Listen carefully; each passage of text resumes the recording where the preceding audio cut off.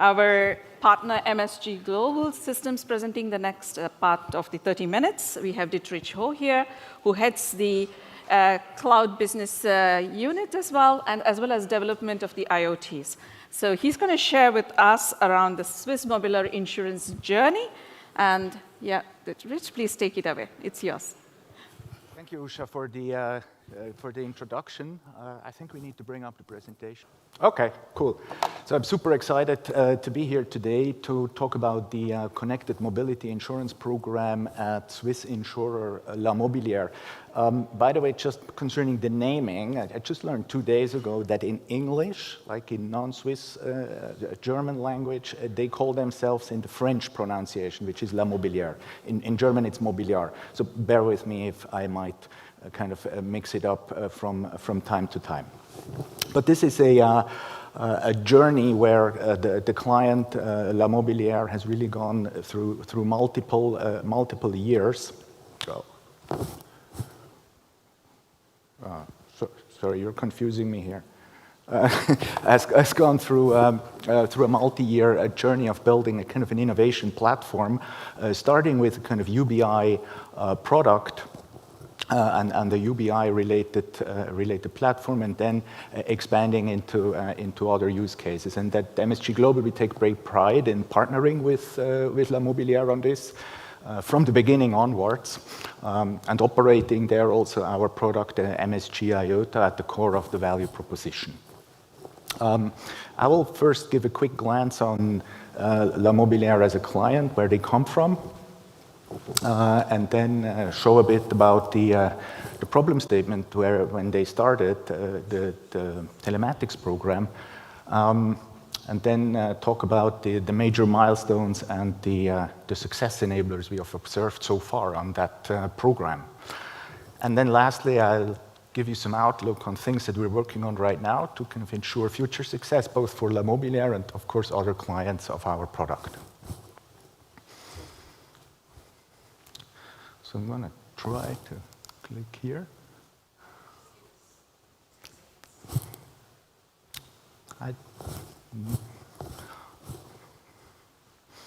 So I see it's playing back here on the screen, but here it doesn't do anything.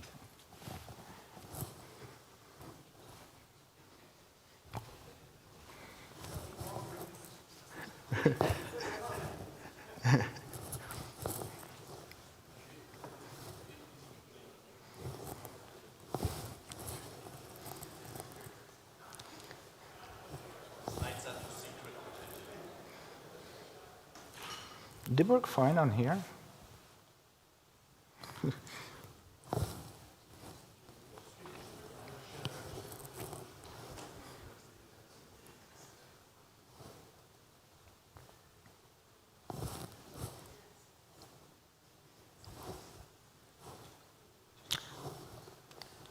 So just some feedback. I see the presentation view here, right?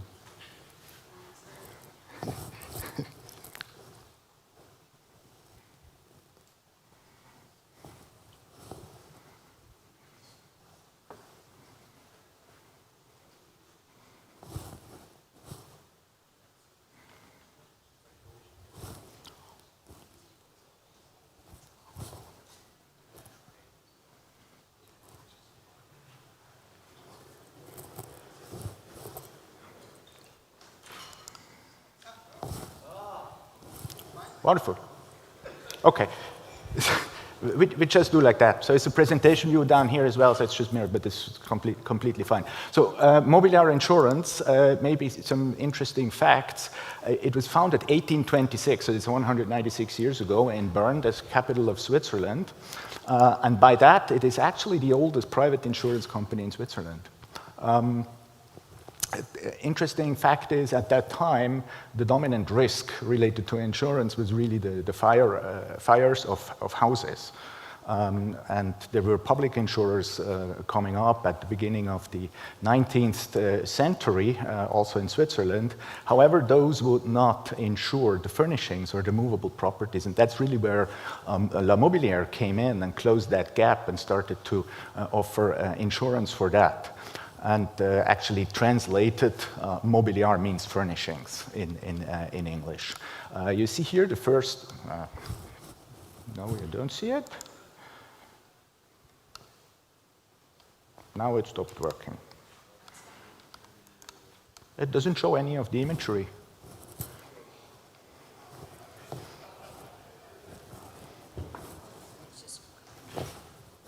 Now it shows something else up here. But you know what? It doesn't matter. It's no problem.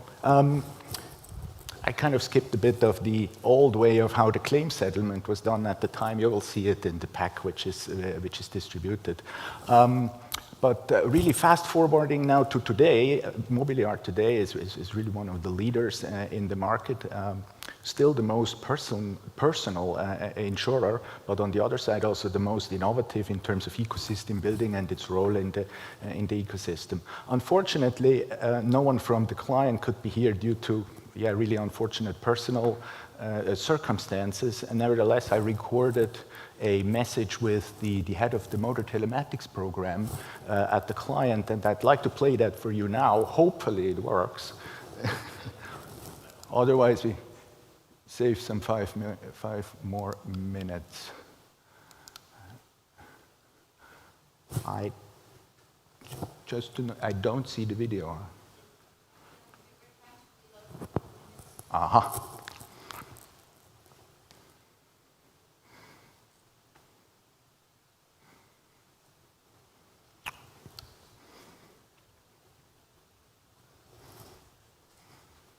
This seems to be.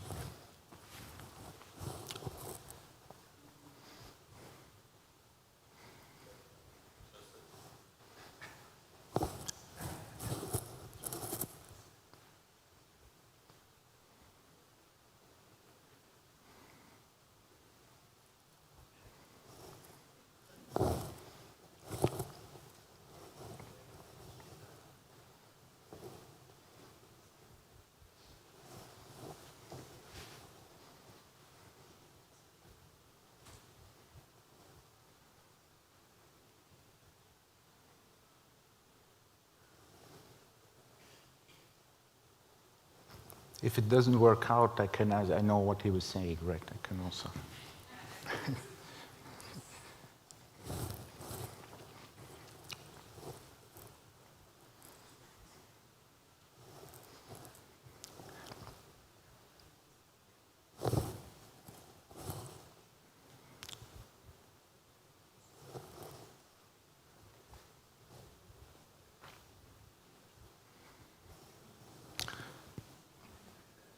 So this is a hard challenge between this session and the upcoming launch.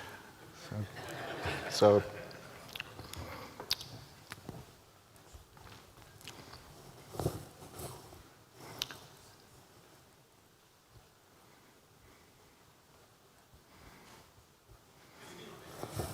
oh, wonderful. Now it's just a bit of sound, and then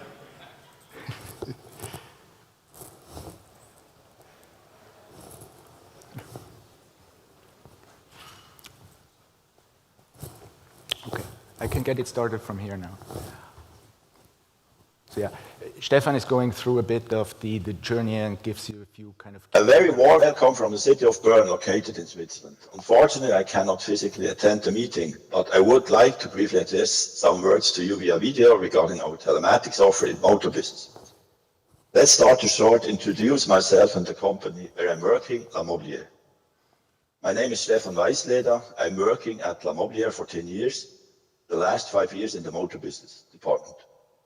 Mobiliar is a domestic insurance company with almost 6,000 employees. In the Swiss market, we are number 1 for household contents and number 3 in motor business.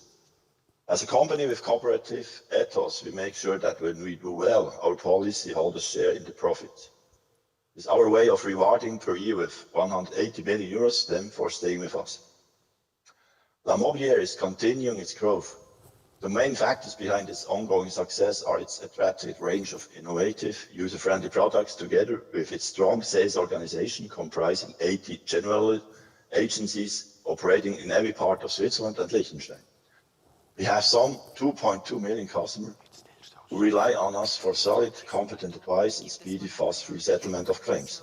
Our general agencies play a central role, and one which is unique in the Swiss insurance industry. Their close connection with the communities they serve makes Mobiliar the most people-focused insurer in Switzerland. Each of these 80 general agencies is run by a self-employed general agent who ensures that our customers are looked after. Together, they cover 160 locations in Switzerland. Let's talk about our telematics offer called CleverDrive. To start, I just want to explain to you our main focus for telematics and MotorBiz when we started this topic. Around 5 years ago, we started piloting and creating our telematics value proposition. Our main focus in this regard were, first, we wanted to promote safe driving. Then we wanted to create a real product innovation, including developing a new tariff logic in the Swiss market. We wanted to enhance the customer analytics. And last but not least, to enhance interaction with our customers. And what were some key successes during the pilot and introduction phase? It was, and it's very important, to have a very high management attention from the beginning. Early inclusion of all affected internal stakeholders promoted internal understanding and acceptance. The decision of in-house and co-development with MSG of the telematic ecosystem, CleverDrive, promoted our development of competence and know-how of all affected organization units. And finally, an open, transparent, and regular communication promoted customer acceptance. And now, let me show you just some highlights of our live product, CleverDrive. We have launched the offer CleverDrive for private person in motor business in the mid of 2018. It's on a UBI-based offer for young people until 30 years old. The customer gets an initial discount of 10 or 20%, and depending from the driving behavior, a discount of 5 to 25% on the premium in the following year. CleverDrive is a fully integrated telematic ecosystem within the Mobiliar IT system. We use it in motor business, but we could use it also in all other line of business in our company. For example, for the household and building insurance. The core element of this ecosystem is the so-called IOTA. That means the Internet of Things analyzer. IOTA serves for data collection and management. We, as an insurer, we are using our core competencies, especially for scoring pricing the telematic tariff. For data collecting, customers use a dongle to put into the 12-volt socket in the car. When we are looking at the last 4 years, we are very satisfied with the success of our CleverDrive offer. I want to give you just some figures in this regard. 50% of new contracts among young people choose the CleverDrive offer. We sell around 10,000 new dongles per year. There are currently about 35,000 active contracts in the portfolio. The premium volume is around 45 million euro, and around 12 million kilometers are driven recorded per month. To finish, I just want to say you some words about telematics, how the future could be within our company. We know that CleverDrive is just a niche product in our business, motor business portfolio, but it's a very successful one, especially among young people. That's why Mobiliar considers telematics a big potential, and not only for motor business. In motor business, we are constantly working on further developing of the current value proposition. In this context, a topic I can mention is, for example, expansion, the current value proposition with claim, or to offer telematics for fleet.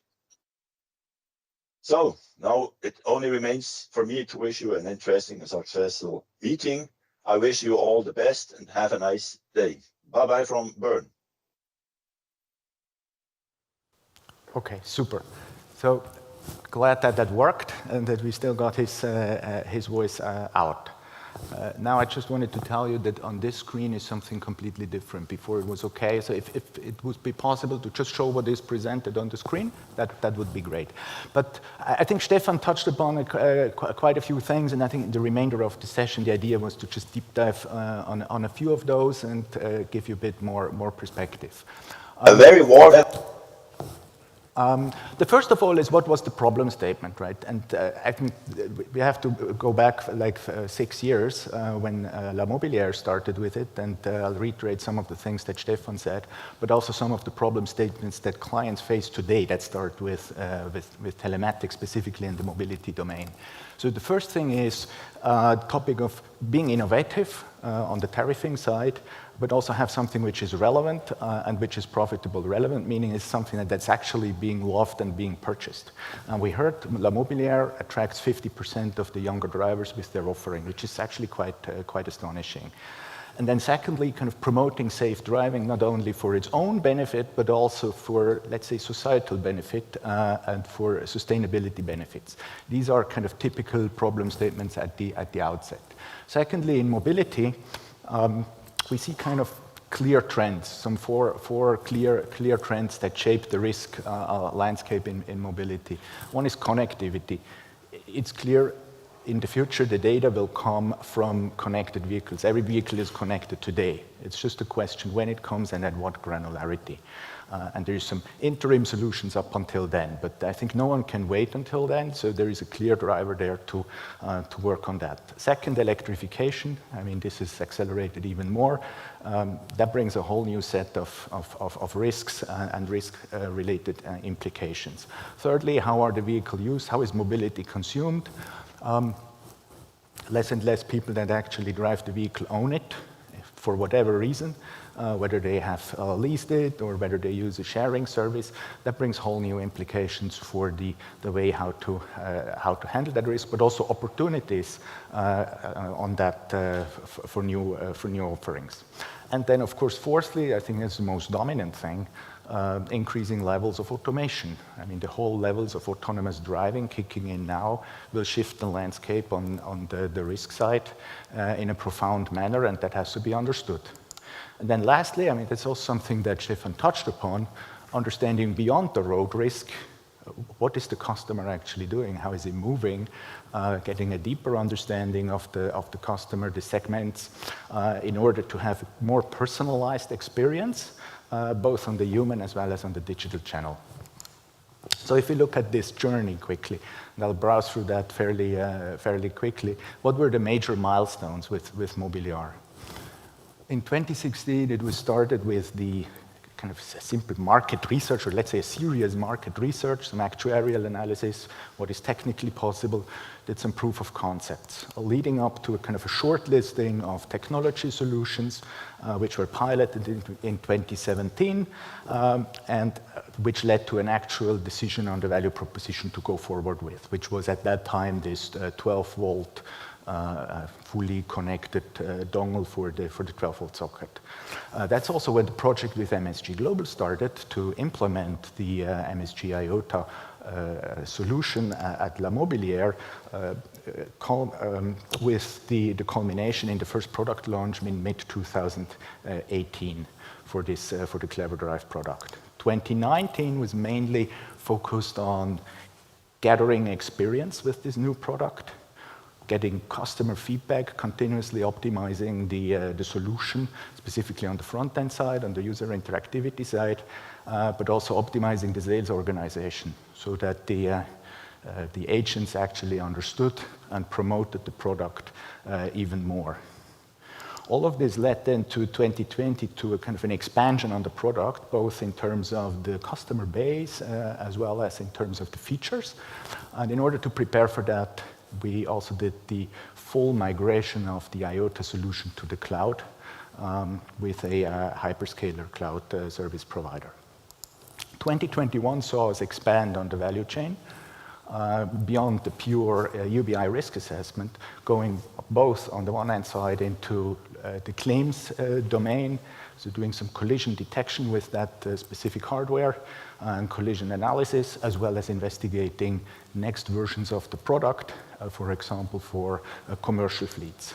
2022 then kind of made it more serious. So we did some innovation and prototyping on the fleet and sustainability side. I'll show you some elements of that later on. We started a pilot on the claim side on airbag controller event data retrieval and fusioning that data into the IOTA platform. And we are adding new device types to the platform, mainly Bluetooth low energy beacons, so that there is a broader optionality for our clients on the data sources to plug into. And lastly, we upgraded and enhanced our data science platform to be ready for the new new challenges and new growth in volumes. Next year, we'll see us go even further, so introducing the new device types at La Mobiliar and also explore new product features, be it on the sustainability side, where there is a focus at the client right now, or on the fleet side. And we're also taking next steps, which we cannot really disclose yet, on the digital claims handling front. Now, one would ask, what Stefan clearly mentioned, it was a big success, right? Even though if you look at the absolute volumes that they have on the platform, it might not be super skyrocketing so far. Nevertheless, there were a few facts or enablers of success that we have observed so far, and I wanted to share that with you quickly. It's basically 5 items. I think the first one is, whatever you start with, it should be self-explanatory and attractive. Self-explanatory means simple enough that it can be sold and understood by the client, specifically on the UBI side, how the driver can influence the score. And attractive, of course, in terms of economic benefits, but also in terms of the experiences that one gets, be it from onboarding or from using it on a daily basis. Next up, I think it's extremely important to delineate the hardware from the data science, enrichment, and scoring platform, because the hardware has kind of a shorter lifespan than the actual analytics platform. And as I mentioned before, ultimately, the data will come from the vehicles directly, but in between, there's going to be interim steps. But that should not mean that we exchange the analytics platform. The analytics platform gets better and better over time. Next up, I think what we saw was really important was to expand to different use cases on the value chain early on. So you saw us expanding into claims, but also into fleet and product management to ensure a kind of maximum relevance and maximum value of the solution over time. Next up, I think this was really a success factor, although for La Mobiliar at the beginning completely out of scope, because they didn't have anything in the cloud when we started in 2016, but it was in hindsight a clear success factor that we pushed to move it to the cloud fairly early, and was actually the first cloud deployment for them, to ensure scalability and kind of reasonable economics, and also, of course, reliability in operations. And lastly, I think you have seen the steps on the journey there. It's important to have kind of a sustained inflow of innovations, of kind of the next thing that is going on in the market. Because there are things right now out there which were not out there in 2016, or things possible today which were not possible then. So there needs to be something established, and I think La Mobiliar did that quite well with us, but also with other kind of ecosystem partnerships, so that doesn't have to grow in its own juices of the organization, but that can be interactions with InsurTech, can be interactions with academia that have to be tapped into and operationalized. So what are the things that we're going to work on in the future to kind of keep it successful going forward? I selected 3 items. First of all, kind of connected vehicle data, kind of more holistically, and how does that influence claims handling? Secondly, sustainability, specifically with respect to the mobility domain. And thirdly, kind of a more holistic view beyond mobility. Of course, we could talk about 1,000 things more that we're also addressing, like driver distraction or like loss prevention and things like that, but I think that's something for another time. Let's start with the connected vehicle thing. Just try to kind of give a quick glance on what is it that is actually coming from the domain of the vehicle that can be used for processing or for orchestrating more efficient and more effective processes. And I think we typically delineate data coming directly from the vehicle and data coming from kind of contextual sources around it, typically APIs. And I want to focus mainly on the things which are available today. And I go through quickly. There's the obvious things, like just typical things like where is the vehicle, how fast it is, what's the dynamic with which it is being operated in multiple dimensions, what is the actual vehicle specific? How is it equipped? With what sort of assistance systems, for example? What are the specifics of where the vehicle is operated in terms of kind of data points and road types and speed limits and weather, etc.? How does it look like there on the street where the vehicle is operated? Was the vehicle operated in a manner that would suggest it had a collision? And if so, what was the damage possibly arising from that collision? And if there was a collision and the damage, what would it cost to get it repaired, and what would be the right next step at that time? And to further validate the damage, how does the damage really look like, and how can it get confirmed through, for example, photos and related AI outputs from it? And then in more serious cases, what was actually recorded within the vehicle in an airbag controller? What was the steering wheel position? What was the brake pedal position? What was the acceleration pedal position? What were the seat belts seatbelt statuses and seat usages, or other controllers that are mandatory in the vehicle and capturing data? All of that is there today, and we use and work with that today in our solution. Of course, there's also kind of opportunistic things going forward, like things like the trouble codes or more kind of less standardized sensors emerging in the future to detect kind of body deformations, or camera systems, LiDAR systems. We'll include that when it gets ready.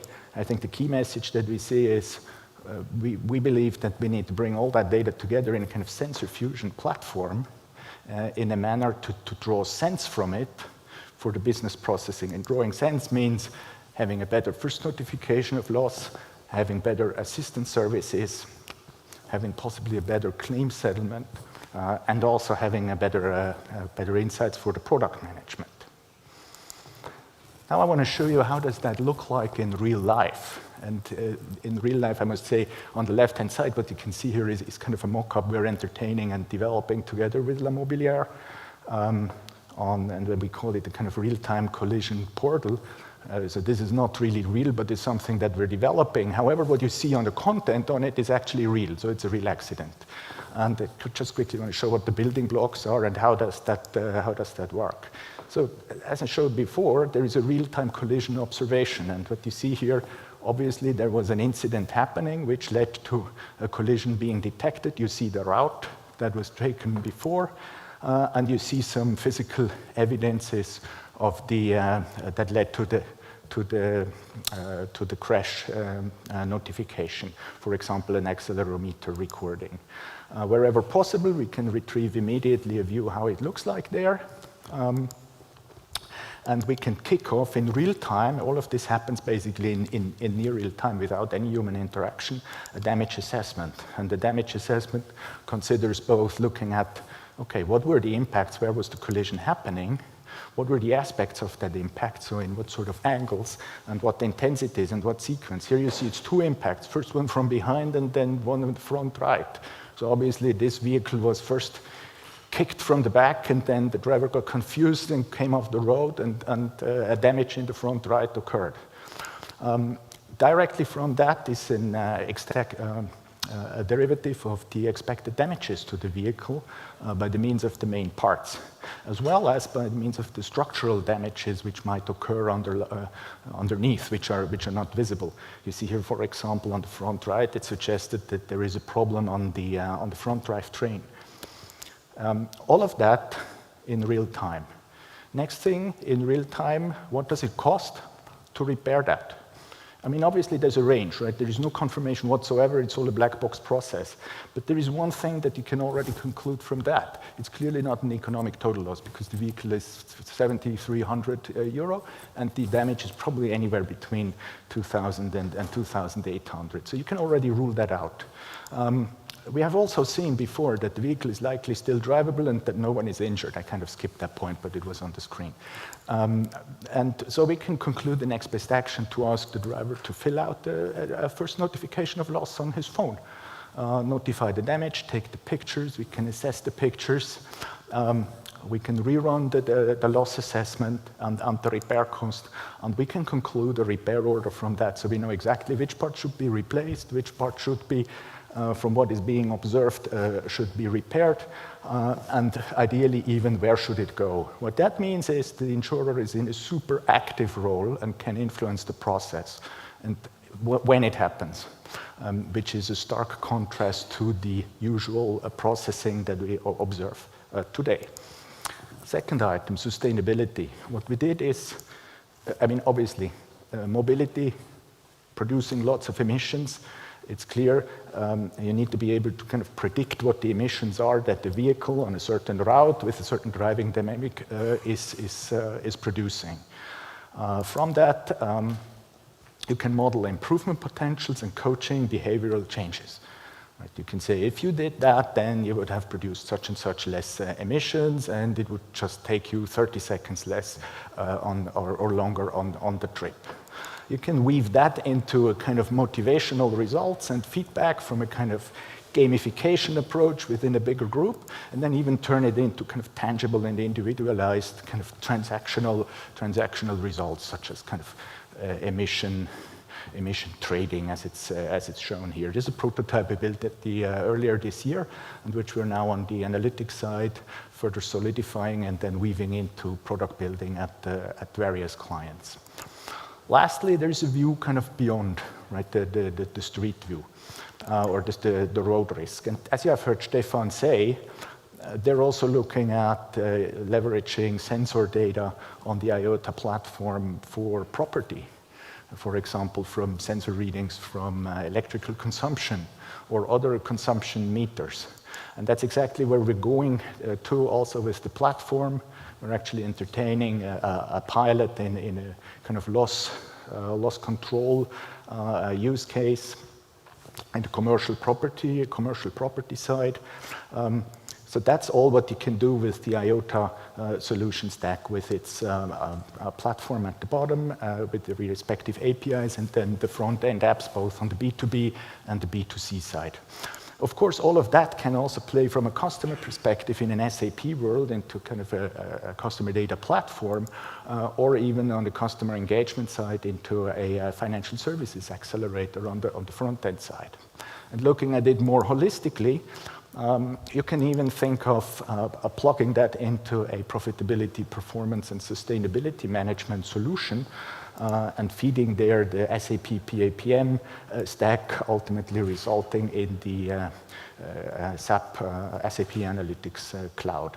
And that's kind of something that we're also kind of working on and constructing as a kind of blueprint setup. I just wanted to show you that as a kind of the more holistic picture at the end. Now, I spared the last slide with the conclusions and maybe replace those with questions, as we were anyway over time. Yeah, sorry about the hiccup, and thank you for staying on for a few more minutes. I appreciate that. So we have just one question, which probably is of interest to you as well, is, if there are any limitations in adoption of this technology from a consumer perspective. Limitations in the terms what are of the acceptance? Challenges? Maybe challenges. Let's call it challenges. What is some of the challenges you faced in the adoption side of this solution? Yeah, I mean, clearly you have to differentiate on the data sources side, the professional sources vis-a-vis the more kind of consumer sources. And everything we talked about and we've shown, these are things that the customer mounts. I mean, that has a certain reliability, but it also has limits, right? So it's a kind of a workaround until the time when the data comes precisely from within the vehicle. So there's definitely a certain challenge to get the right sort of conclusions on the data quality side from the devices.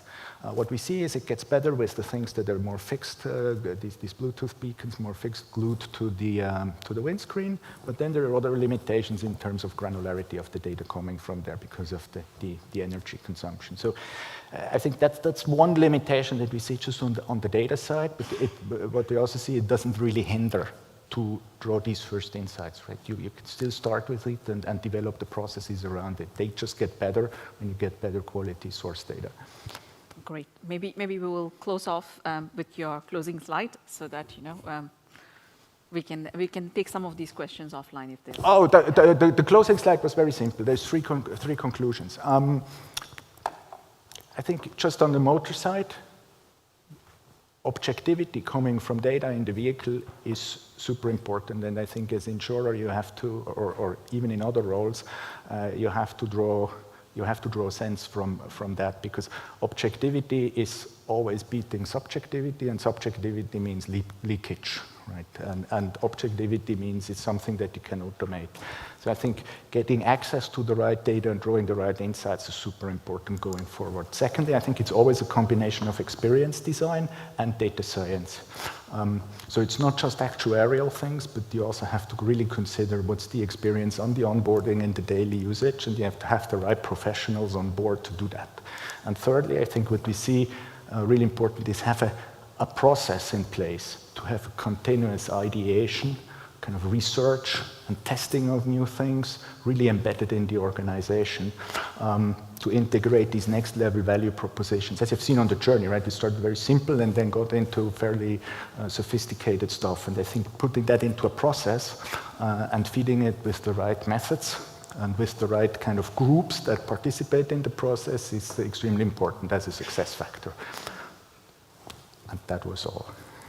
So I hope you found that somewhat useful, and sorry it took longer, and sorry for the technical glitches at the outset. So I hope you have good lunch, and if there's anything you wanted to discuss in more detail, of course, I'm happy to do so, and I think there's also going to be a handout circulated of that. Thanks a lot. Thank you. Thank you very much. Thank you very much. And I'm sorry for the hiccup.